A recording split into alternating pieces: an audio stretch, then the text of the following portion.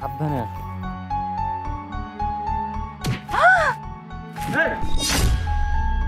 কি ভাই? ওর গায়ে দিলি কে? সরি ভাই, আমি খেয়াল করি। সরি ভাই, মানে তোর কিছু কানা নাকি? বোমা, তুমি এসব কি করছো? কই মা, কিছু না তো।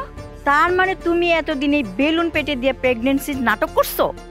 না না মা, এটা আপনি কি বলছেন যে আমি প্রেগনেন্ট না? তুমি এখনো মিথ্যে বলছো? তার মানে তুমি আসলেই প্রেগন্যান্ট না। তাহলে তোমার পেটের ফুলা কমে গেল কি করে? তার মানে তুমি আসলেই প্রেগনেন্ট না? তুমি এতদিন আমার সঙ্গে মিথ্যা ছলনা করছো, বেইমানি করছো আমার সঙ্গে। রাজ, বিশ্বাস করো আমি তোর সাথে কোনো ছলনা করিনি। তুই একটা বেইমান। তুই এতদিন আমার সঙ্গে মিথ্যা কথা বলছিস। তোর মুখ থেকে আমি আর একটা কথাও শুনতে চাই না। দেখলি তো বাবা, দেখলি? আমি তোকে আগেই বলেছিলাম এই মেয়েটা ভালো না। তো এই মেয়েকে আজকেই ডিভোর্স দিবি, তোকে আমি আবার বিয়ে করাবো। ঠিক আছে, তুমি যদি আমাকে ডিভোর্স দিয়েই দিবা, তাহলে আমার কথাটা শেষবারের মতো একবার শুনো। আর কি নাটক করবি কর। আমি কোনো নাটক করছি না। ডক্টর বলেছিল আমি আর কোনোদিন মা হতে পারবো না, কিন্তু এই কথাটা আমি তোমাকে জানাইনি। কিসের জন্য জানাইনি জানো? কারণ এই যে আমার শাশুড়ি আম্মা, সে তো আমাদেরকে মেনে নিতে পারে নাই। বলো, তুমি আর আমি তো রিলেশন করে বিয়ে করেছিলাম, তাই না? তোমার কত কষ্ট হয়েছিল বাসা সবাইকে রাজি করাতে। কত যুদ্ধ সংগ্রামের পর মা বাবা আমাদেরকে মেনে নিয়েছে। কিন্তু মা বাবারা যদি জানতো আমি কোনোদিনও মা হতে পারবো না, তাহলে কি তারা আমাকে তোমার সাথে রাখতো না। তারা আমাকে বাসা থেকে বের করে দিত আর বলতো তোমাকে অন্য মেয়ের সাথে বিয়ে দিবে। কিন্তু আমি তো এটা সহ্য করতে পারতাম না। আমি একটা নারী হয়ে কিভাবে এটা সহ্য করবো যে আমার স্বামীকে অন্য একটা মেয়ে টাচ করবে? এই জন্য আমি তোমাকে বলি নাই, সত্যিটা লুকাইছি আর পেটে বেলুন দিয়ে প্রেগনেন্ট হওয়ার অ্যাক্টিং করছি। এবার যদি তোমার মনে হয় যে আমাকে তুমি ছেড়ে দিবা, তবে ঠিক আছে, তুমি আমাকে ডিভোর্স দিয়ে দিও। দেখ বাবা, এই মিথ্যে নাটকের পাল্লায় পড়িস না, একদম বিশ্বাস করিস না। হ্যাঁ মা, আমি মিথ্যা নাটক করেছি, কিন্তু সেটা আমার ভালোবাসার মানুষকে আমার কাছে রাখার জন্য। ও যাতে অন্য কোনো নারীর সংস্পর্শে না যায় সেজন্য। আপনারা আমাকে ক্ষমা করে দিবেন। তুমি যাবে না। আরে তুই সব কি পাগলামি করছিস? তুই ওকে তালাক দিবি, তোকে আমি আবার বিয়ে করাবো। হ্যাঁ মা, আমি ঠিকই বলছি।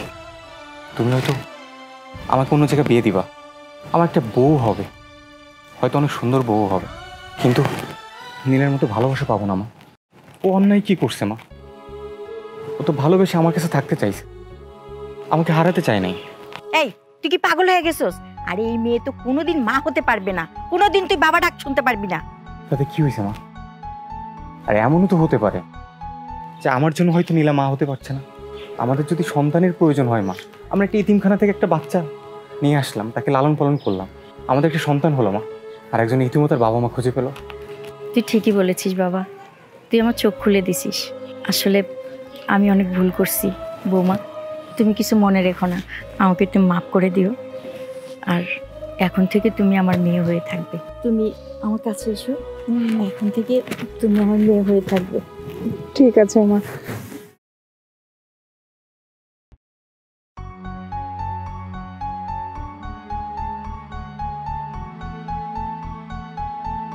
খবর কাসেম ভাই, নাস্তা করবো নাকি?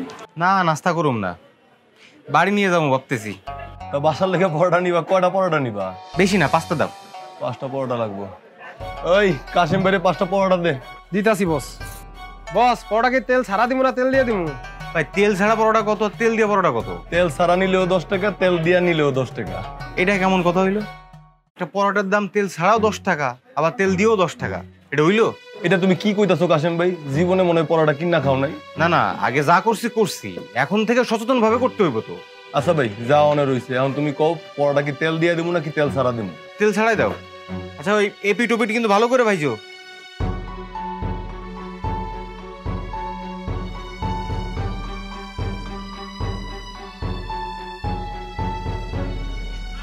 ওই পরোটা দে না, ভালো করে ভাইজা দিতেছে ভাই, কোনো টেনশন নিন না। এলন বস, একবার ভালো করে ভাইজা দিছি। হ্যাঁ, আচ্ছা, ওই 5টা পরোটা বাঁচতে যে তেল লাগছে আমাকে এটা দিয়ে দাও। এই কাসেম ভাই, তুমি কি আমার লগে মজা লইতাছো? মজা লইব কেন? আমি তো যুক্তি কথাই কইতেছি। তুমি যখন আমার জিগাইলা তেল সহ পরোটার দাম কত আর তেল ছাড়া পরোটার দাম কত, আমি তো তখন তো কইলাম একই দাম। শুনছি তো, এর লাগে তো আমি পরোটার দাম কমাই নাই। এই পরোটা ভাজতে যে তেল লাগিয়েছে আমি সেই তেলটুকুই তো চাইছি, দাও। তুমি কইলে হইব নাকি? পরোটা তুমি 10 টাকা পিস যাই নেই কিনছো, এখন এত ঝামেলা করো না তো ভাই, যাও। কি হইলো রহমত ভাই, তুমি তো বিয়াদবি করতেছো। তুমি আমার সাথে এমন ভাবে কথা কইতেছো কেন? তুমি দোকানদার, তুমি কাস্টমারের সাথে কিরকম ব্যবহার করবে এটা তো তোমার শেখা উচিত। ভাই তুমি হুদাই ঝামেলা করে না তো, দেখো কত লোকে পরোটা খাইতেছে, কই তারা তো কোনো ঝামেলা করতেছে না। ভাই কে কি কইলো না এটা আমার দেখার বিষয় না, আমি তো যৌক্তিক কথাই কইতেছি তোমারে। আচ্ছা ঠিক আছে কাশেম ভাই, তোমার তেল আমি দিয়ে দিতেছি, তেল দিতেছি ঠিক আছে, কিন্তু এরপরে তুমি যদি ঝামেলা করো আমার দোকানে আর আহন দরকার নেই। নাও। এইটুকু 5টা পরোটা বাজতে এইটুকু তেল লাগে? শেষরার বাচ্চা শেষরা। হ, আমার দোকানে 5টা পরোটা বাজতে এতটুকু তেল লাগে, তুমি নিয়ে নাও, না নিলে এখান থেকে যাও। আচ্ছা ঠিক আছে, এইটুক তেল দিয়ে তো বাড়ি যে তরকারি রান্না করতে পারো।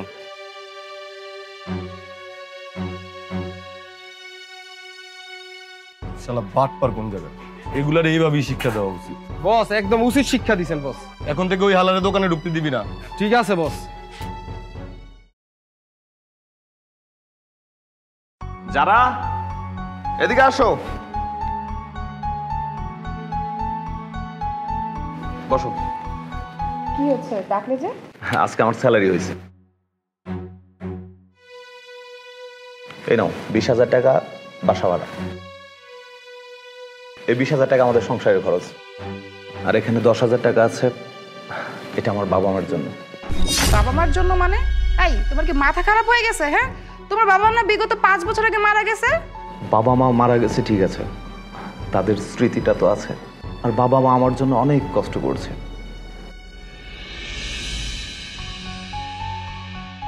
কি গো তুমি মনে আয় পড়ছো যে? তুমি রিক্সা চালাবা না? বউ শরীরটা ভালো না গো বউ। কি কও দেহি? হ গো বউ, রিক্সাটা চালাইতে গেছিলাম, মাথা ঘুরা পড়ে গেছে। আমি আজ রিক্সা চালাতে পারবো না বউ, এই শরীর না রিক্সা চালাতে গেলে আমি মরে যাবো। থাক, রিক্সা চালান লাগবো না, তোমার গায়ে তো অনেক জ্বর। বউ ঘরে কি কোনো খাওয়ান আছে? মেলা খিদে লাগছে। ঘরেও তো কোনো খাওয়ান নাই, আজকে খামো কি তাইলে আমরা? একটা কিছু খাইতে দাও বউ, আমি আর পারতেছি না। গতকালকের অল্প কয়টা ভাত আছে। আচ্ছা তুমি ঘরে যাও, আমি ব্যবস্থা করতেছি। আর ঘরে মনে হয় প্যারাসিটামল আছে, তোমার খাওয়াই দিব না। আচ্ছা।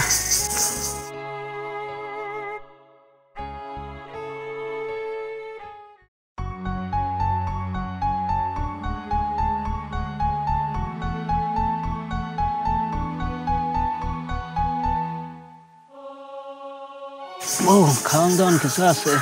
হ আছে, দুগা পান্তা ভাত। রিফা তো খাওয়ান চাইছে, দেখি পোলাই যদি না খাই তাহলে তুমি খাইও। থাক তাহলে আমি খাইলাম না, আমার পোলাটা খাক। দেখবা আমার পোলাটা পড়ালেখা করে একদিন অনেক বড় হবে, তখন আমাদের আর কোনো কষ্ট থাকবে না। খাওয়ান দাও। খাবা? হবা যান আছে, এই নাও। মা পেয়ে ছাড়া কিছু নাই? এখন এই দিয়ে খাও বাজান। তোমার বাজানে রিক্সা চালাইয়া বড় দেখে একটা মাছ আনবো, দেখো আমি সুন্দর করে রাইন্দা দি মনে, তখন খাই আমি। এখন এই দিয়ে খাও, খাও বাজান। মা আজকে মা তুমি খাইবে না? তুমি খাইলে আমাকে খাওয়ানো হয়ে যায়, বুঝছো বাবা? তুমি বেশি বেশি করে খাইবা, তোমার মাথায় বুদ্ধি হইব, তুমি বেশি বেশি করে লেখাপড়া কইরা অনেক বড় চাকরি করবা, তখন আমাকে আর কষ্ট থাকবো না। মা আমি একদিন অনেক বড়। হ বাপ, তুমি একদিন অনেক বড় হইবা। ও বাবা খাও, আমি খাও, পেঁয়াজ দেওয়া খাও, পেঁয়াজ দেওয়া খাইলে মাথায় বুদ্ধি হয়, খাও শোনা খাও। তুমি খাও বাজার, তুমি খাও। খা বাপ খা। এ বস্তা ধর, তো করে আর পাত্তাছি না, ধর।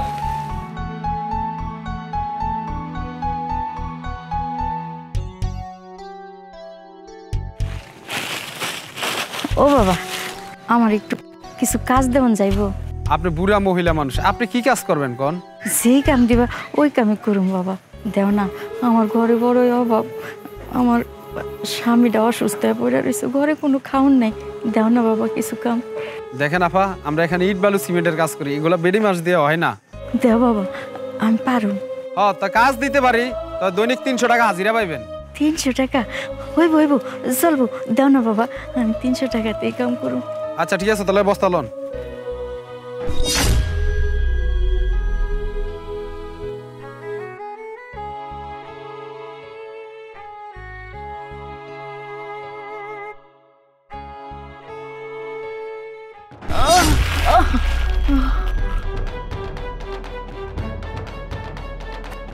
হ্যাঁ, কি হয়েছে আপনার? হ্যাঁ ও খালা, কি হয়েছে? কিছু হয় না বাজান, আমি কাম করুম।